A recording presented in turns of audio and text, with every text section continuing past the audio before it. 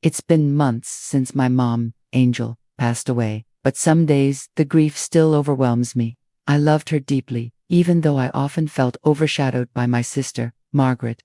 I'm Rebecca, 27, and I'm a painter barely making ends meet with small commissions. I don't seek attention, but I've often wondered if that's why Mom always seemed to favor Margaret. Margaret had it all: a husband, a beautiful home, and the luxury of never having to take responsibility for anything. Mom adored her, always defending her no matter what. Meanwhile, I was the one keeping everything from falling apart. "Why are you always so dramatic, Rebecca?" Margaret scoffed one day. I was helping Mom pack her things to move into the small guest house on Margaret's property. Mom had been sick, and we thought it best she lived closer to one of us. "It's not like I'm doing nothing. I'm giving her a roof over her head, aren't I?" I clenched my jaw, trying to stay calm. "She's not a stranger, Margaret. She's our mom. And that roof is a guest house you haven't used in years. Plus, she's paying rent. You're not giving her anything." She rolled her eyes and crossed her arms. "Do you know how many people would kill for a setup like this? She's lucky to have me." Lucky. The word came out bitter and sharp. "You mean lucky that I'm here handling everything while you take the credit?" Margaret just shrugged and walked off, leaving me fuming. It was always like this, her doing the bare minimum and acting like a saint for it. Later that evening, we got the test results. I called Margaret to tell her. "Margaret, it's bad," I said, my voice trembling. "It's lymphoma. The doctor said 6 months to a year." There was a pause before she finally responded, her tone annoyingly flat. "Well, that sucks, but at least she has her little house here. That's something, right?" I blinked, gripping the phone tighter. "That's all you have to say. That sucks." "She's dying, Margaret, dying. What do you want me to do, Rebecca?" she snapped. "Drop everything and become her private nurse. I have a life too, you know. You could start by showing some basic compassion." I shot back. "Maybe take her to a doctor's appointment once in a while, or spend some actual time with her." She sighed loudly. "Look, I'm doing what I can. Let's not make this about you, okay?" I hung up. There was no point arguing. Margaret always found a way to play the victim. After Mom got sick and started treatment, she became too weak to manage her finances. Since I was handling her day-to-day needs, Margaret took over her bank account and bills. I didn't love the idea, but Mom trusted Margaret, so I let it go. I thought, for once, Margaret might actually step up and do the right thing. One day, Mom asked me to check her bank account balance. She was worried about upcoming expenses. "Rebecca, could you stop by the bank for me?" she asked, her voice frail but warm. "I just want to make sure everything's in order." "Of course, Mom," I said, brushing a strand of hair out of her face. "I'll handle it." I went to the bank that afternoon, still expecting everything to be fine. But when the teller handed me the account summary, my heart dropped. Her account was almost empty. The savings she'd worked so hard to build after selling her car were gone. And then I saw it. One massive withdrawal made a few weeks earlier. The name on the transaction hit me like a punch to the gut. Margaret Bennett. I stared at the slip, my hands trembling. There had to be some mistake. Margaret Wouldn, single quotes, T. She couldn't, but the evidence was right in front of me. I stepped outside, the cold air hitting my face like a slap, and called Margaret immediately. "What's up?" she answered casually. "Are you serious?" I said, my voice shaking. "Margaret, why the hell did you withdraw all of Mom's money?" There was a pause before she answered defensively. "Rebecca, calm down. It's not what you think." "Not what I think," I snapped. "Her account is empty, Margaret, empty. And there's a transaction for the full amount with your name on it." She sighed, as if I were overreacting. "It's a loan, okay. I needed the money for some unexpected repairs. I was going to put it back in a few months. Mom doesn't even know. It's not like she needs it right now. A loan." I almost laughed, the bitterness choking me. "You think you can just borrow every last penny she has, without asking her, without telling anyone? She's sick, Margaret. That money wasn't yours to take." "Don't be so dramatic, Rebecca," she said, her voice sharp now. "I'll pay it back. I always planned to." "You're blowing this way out of proportion."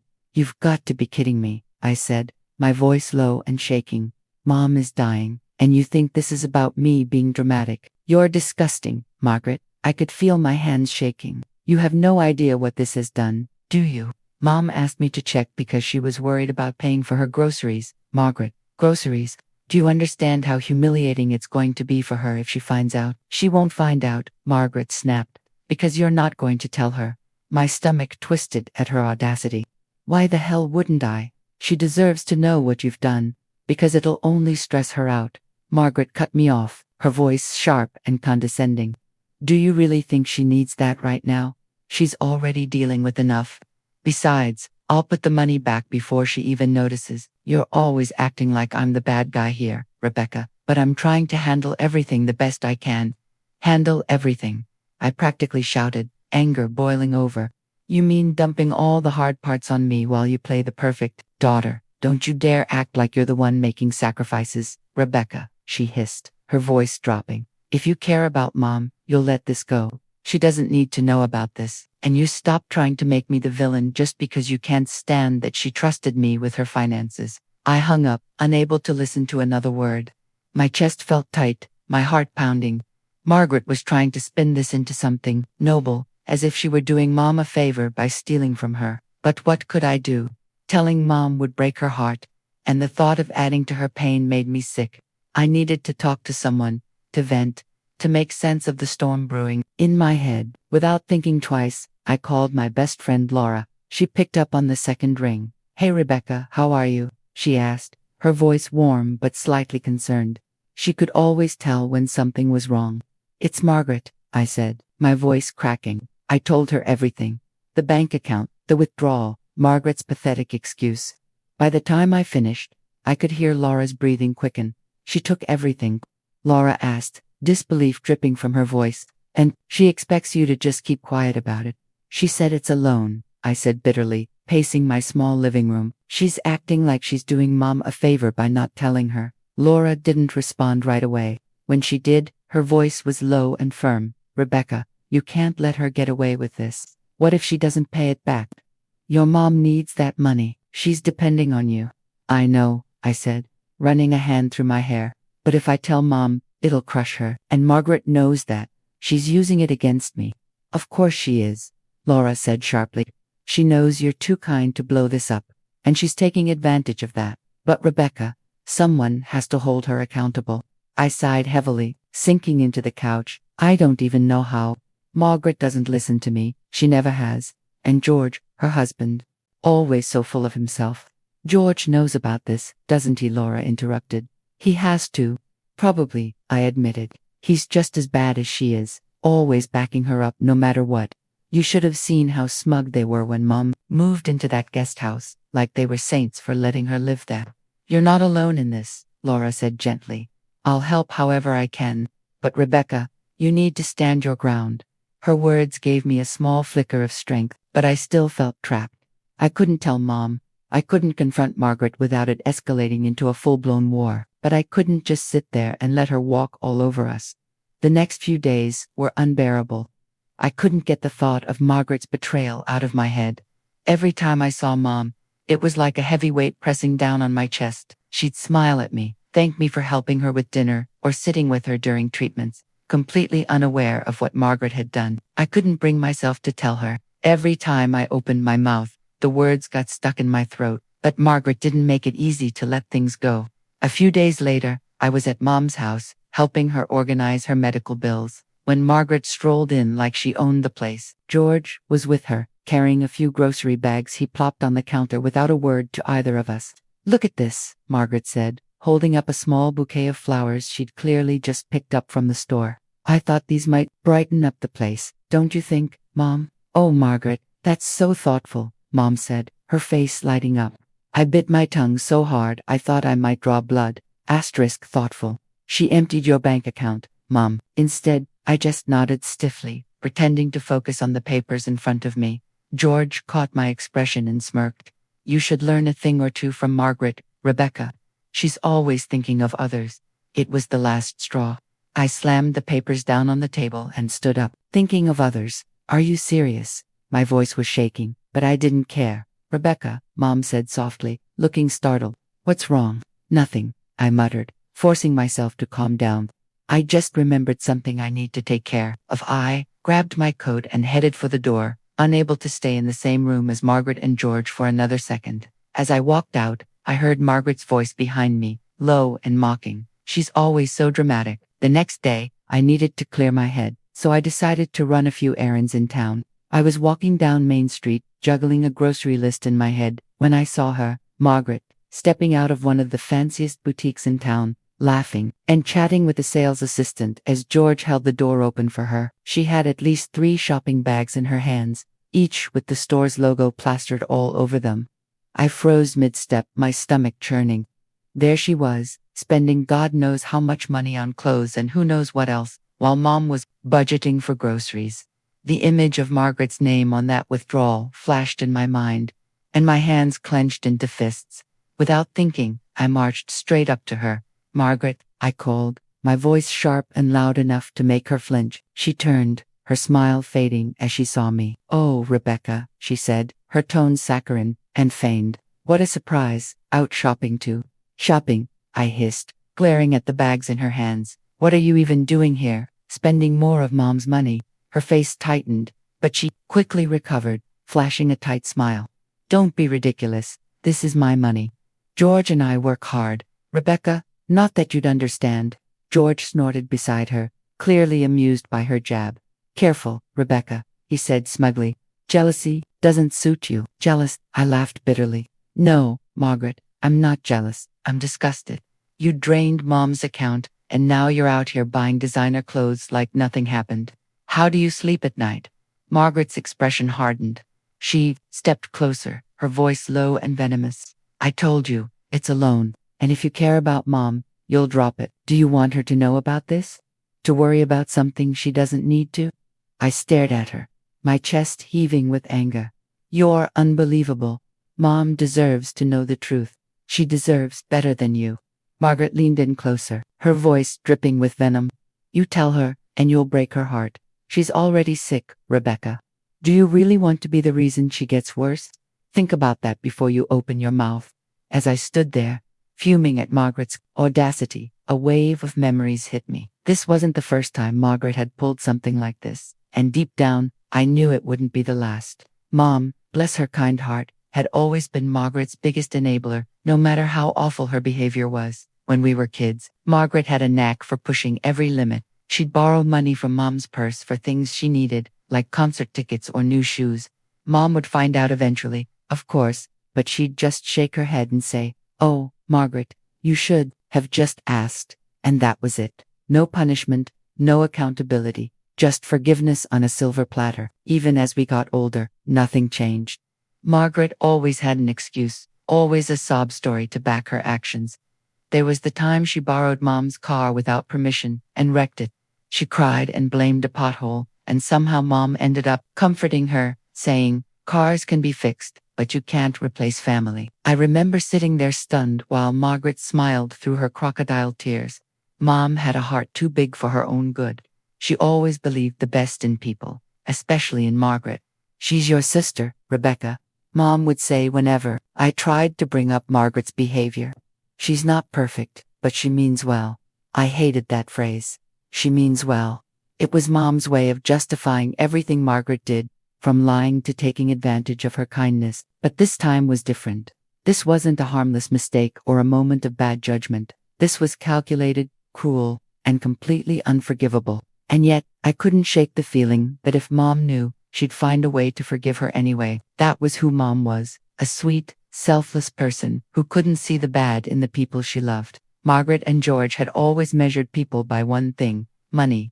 To them, a person's worth was directly tied to their bank account. If you weren't wealthy, you simply didn't matter. I'd seen them brush off neighbors, coworkers, even distant relatives who didn't fit their idea of successful. There was this one time when Mom invited Mrs. Hathaway, an elderly widow from down the street, over for tea. She'd been a kind woman, always bringing baked goods and little gifts for Mom. But when Margaret and George stopped by and saw her sitting there in her worn-out cardigan, Margaret barely acknowledged her presence. George didn't even bother hiding his disdain. Later, Margaret pulled me aside and said, "Why does Mom even talk to people like that? What can they possibly offer her?" It was sickening, and the irony of it all, their own so-called success was as fragile as glass. Beneath the surface, George and Margaret were drowning in debt. They'd been borrowing money from the bank for years, refinancing their home, maxing out credit cards, whatever it took to keep up appearances. Margaret once let it slip to me, after a few too many glasses of wine, that they were stretched thin, but she quickly laughed it off, saying, "It's just temporary. George's investments will pay off soon." But they never did. That's the thing about people like Margaret and George. They live for the image, the illusion of wealth, even when it's built on lies. Their fancy cars, their designer clothes, their perfectly manicured lawn, it was all for show. And now, seeing Margaret use Mom's money to keep that illusion alive made me feel sick to my stomach. Mom, who had worked so hard to save every penny after selling her car, deserved so much better than to have her sacrifices thrown away on Margaret's shallow lifestyle. Mom's decline was slow at first, small things like losing her appetite or needing more rest. But as the months went by, it became harder to ignore. Her energy faded, her voice grew weaker, and some days it was like the vibrant woman I'd always known was slipping away right before my eyes. I tried to be strong for her, but the weight of everything taking care of her, managing my own life, and the constant frustration with Margaret was becoming unbearable. One day, after another tense encounter with Margaret, Laura suggested I try something to clear my head. "Rebecca, you're burning out," she said gently. "You're doing everything for everyone, and it's not sustainable. Take a couple of hours for yourself. Go to that yoga class you've been talking about." I hesitated but finally agreed. Mom was having a quiet day, and Margaret was supposed to be around, so I thought, just this once, I could step away. I left my phone on silent in my bag, telling myself it would only be for a little while. For the first time in months, I felt like I could breathe, even if it was just for an hour or two. When the class ended, I grabbed my phone and saw the missed calls, 6 from Margaret. My stomach dropped as I fumbled to unlock the screen. Her last voicemail made my blood run cold. "Rebecca, it's Mom," Margaret's voice said, trembling but sharp. "She's gone. I don't know where you were, but you should have been here. I don't even remember how I got home." My legs felt like lead as I stumbled into the house, where Margaret was sitting on the couch, her face red and blotchy. "She just stopped breathing," she said, looking up at me. I was here, but there was nothing I could do. I couldn't speak. My heart felt like it had been ripped out of my chest. I'd been gone for 2 hours. 2 hours, and I hadn't been there to say goodbye. Mom had died at home, in the little guest house she'd moved into, with Margaret by her side. The guilt hit me like a freight train. "You should have been here," Margaret said, her voice cold now.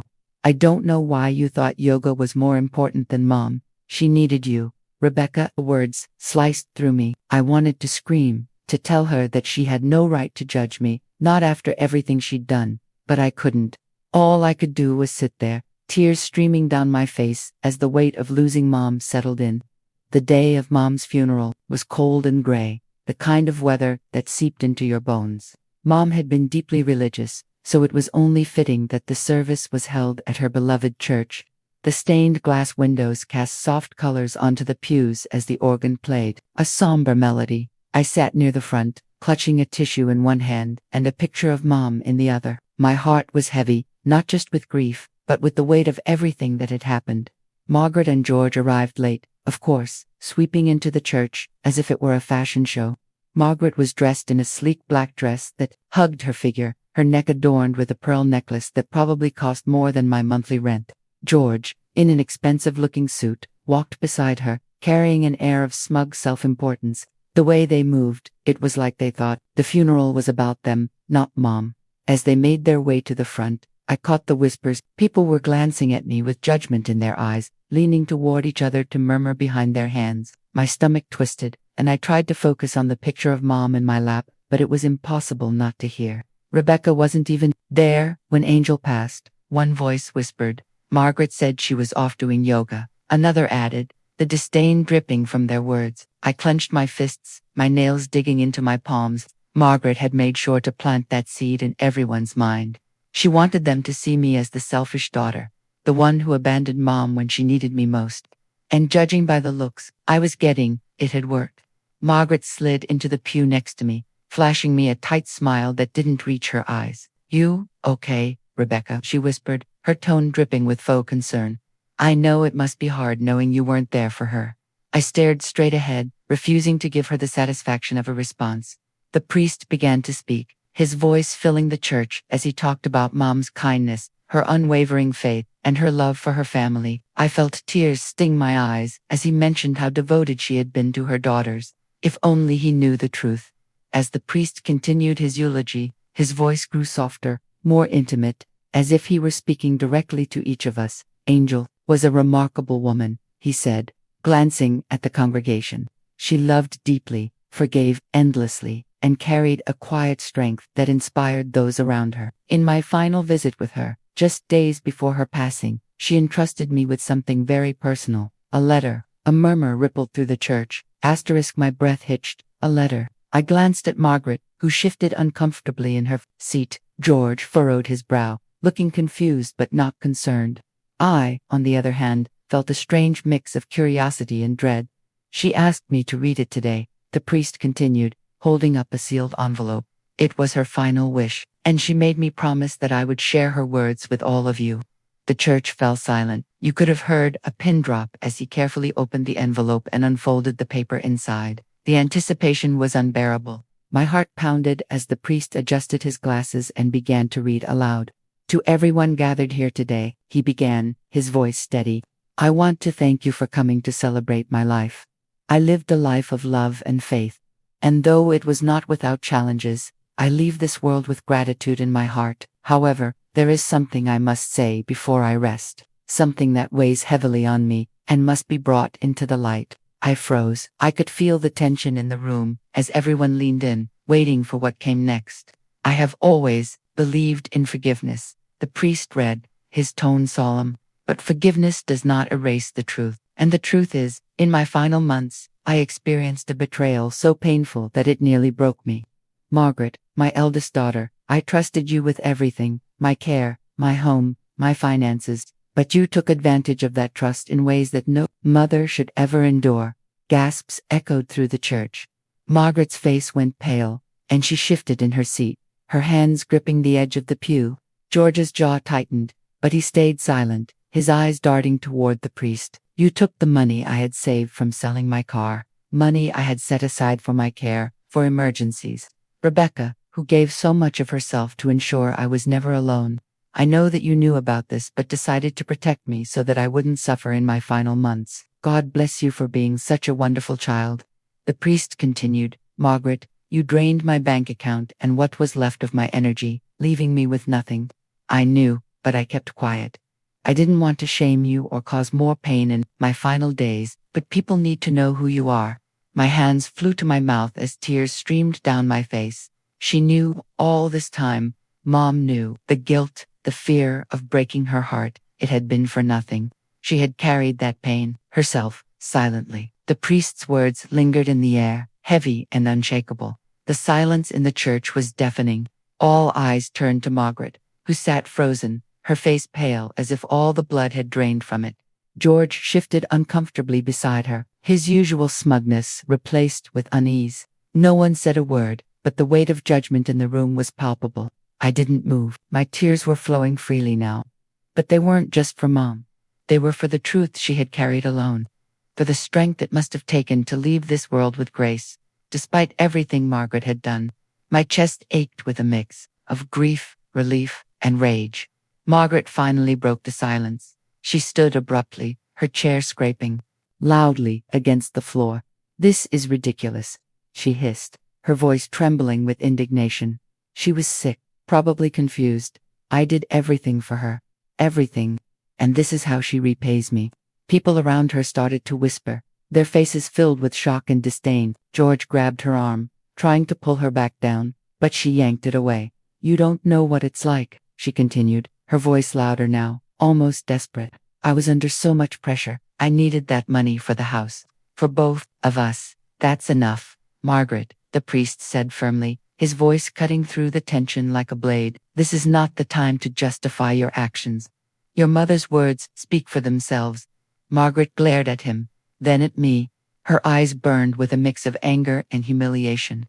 I hope you're happy, she spat, before storming out of the church, George trailing awkwardly behind her. The sound of the heavy doors slamming shut echoed through the sanctuary. I sat there, stunned, as people began to murmur around me. Some whispered words of sympathy, while others exchanged looks that said everything they thought about Margaret's outburst. Laura, who had been sitting a few rows behind me, came up and placed a hand on my shoulder. "Rebecca," she said softly, her voice steady, "your mom saw you for who you are. She knew you were the one who stood by her no matter what."